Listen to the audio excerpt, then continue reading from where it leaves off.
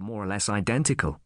Red brick, Victorian, with 2 bedrooms on the first floor and a bay window on either the left or the right of the front door.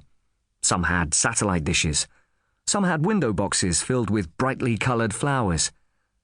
But looking down from the top of the hill at the terrace curving round St. Patrick's Church on its way to the Esso garage and all-night store, one house stood out immediately. Number 27 no longer belonged there. It was as if it had caught some sort of disease and needed to be taken away. The front garden was full of junk, and, as usual, the wheelie bin beside the gate was overflowing, surrounded by black garbage bags that the owners had been unable to stuff inside. This wasn't uncommon in Eastfield Terrace, nor was it particularly strange that the curtains were permanently drawn across the front windows, and, as far as anyone could tell, the lights were never turned on. But the house smelled. For weeks now, there had been a rotten sewagey smell that had seemed at first to be coming from a blocked pipe, but that had rapidly got worse until people had begun to cross the street to avoid it. And whatever was causing it seemed to be affecting the entire place. The grass on the front lawn was beginning to die. The flowers had wilted and then been choked up by weeds. The colour seemed to be draining out of the very bricks. The neighbours had tried to complain. They had knocked on the front door, but nobody had come. They had telephoned, but nobody had answered. Finally, they had called the Borough Council at the Ipswich Civic Centre, but of course it would be weeks before any action was taken. The house wasn't empty. That much they knew. They had occasionally seen the owner, Gwenda Davis, pacing back and forth behind the net curtains. Once, more than a week ago, she had been seen scurrying home from the shops. And there was one other piece of evidence that there was still life at number 27. Every evening, the television was turned on.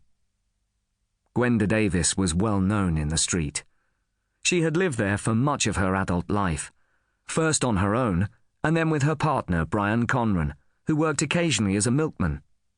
But what had really set the neighbours talking was the time 6 years ago when she had inexplicably adopted an 8-year-old boy and brought him home to live with her.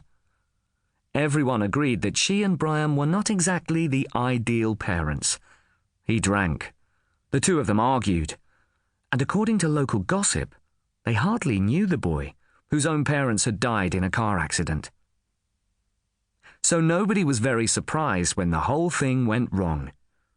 It wasn't really the boy's fault. Matthew Freeman had been a nice enough child, everyone agreed, but almost from the moment he arrived, he had been in trouble. He had started missing school. He'd been hanging out with the wrong company. He became known for a whole range of petty crimes, and inevitably, the police had been involved. And finally, there had been that robbery at a local warehouse just round the corner from Ipswich Station. A security guard had nearly died, and Matthew had been dragged out with blood on his hands. After that, he'd been sent away on some sort of fostering programme. He had a new mother, somewhere in Yorkshire, and good riddance to bad rubbish. That was the general view. All this had happened about 3 months ago. Since then, Gwenda had gradually disappeared from sight. And as for Brian, no one had seen him for weeks. The house had become more and more neglected. Everyone agreed that soon something would have to be done. Now it was 7:30 one evening in the first week of June. The days were stretching out, holding on for as long as they could. The people of Eastfield Terrace were hot and tired. Tempers were getting short, and the smell was as bad as ever. Gwenda was in the kitchen, making supper for herself. She had never been a very attractive woman, small and dowdy with dull eyes and pinched lips that never smiled. But in the weeks since Matt's departure, she had rapidly declined. Her hair was unbrushed and wild. She was wearing a flowery dress and a cardigan which, like her, hadn't been washed for some time and hung off her, almost shapeless. She had developed a nervous twitch, constantly rubbing her arms as if she was cold or perhaps afraid of something. "Do you want anything?" she called out in a thin, high-pitched voice.